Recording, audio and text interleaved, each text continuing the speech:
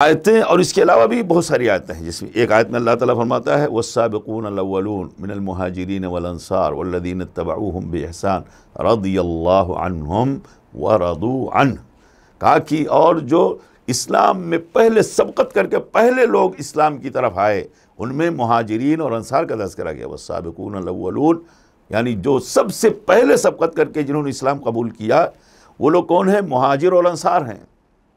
اس کے بعد فرمایا والذین اتبعوہم باحسان، اور جن لوگوں نے ان کی پیروی کی، ان کے نقش قدم پر چلے جو لوگ، تو اسی کو اتباع کہتے ہیں۔ والذین اتبعوا باحسان، بھلے طریقے سے کیے، یعنی جیسا جس راہ پہ وہ چل کے گئے اسی راہ پہ چل کے پیچھے آنے والے لوگ اسی راہ پہ چل رہے ہیں، تو اللہ تعالیٰ کہتا ہے رضی اللہ عنہم ورضوا عنہ، یہی لوگ ہیں جن سے اللہ راضی ہے اور وہ لوگ اللہ سے بھی راضی ہیں۔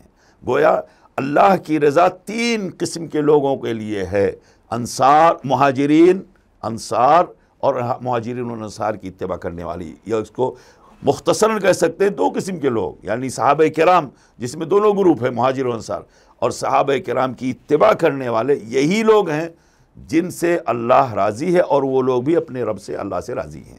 اس کے علاوہ کوئی تیسری جماعت ایسی نہیں ہے کہ جو یہ کہہ سکے کہ اللہ ہم سے راضی ہے اور اس کی دلیل دے سکے قرآن سے۔ کوئی قرآن میں کوئی دلیل نہیں ہے کسی اور جماعت کے لیے اللہ کی رضا کے لیے۔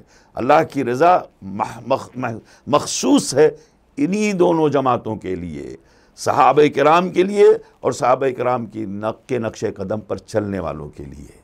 اس لیے بڑی سعادت کی بات ہے کہ ایک انسان صحابہ کرام کے نقش قدم کا پتہ کرے اور اپنی زندگی کو نقش قدم، ان کے نقش قدم پر، یعنی اپنی ایمانی زندگی انہی کے نقش قدم کی پیروی کرتے ہوئے گزارے۔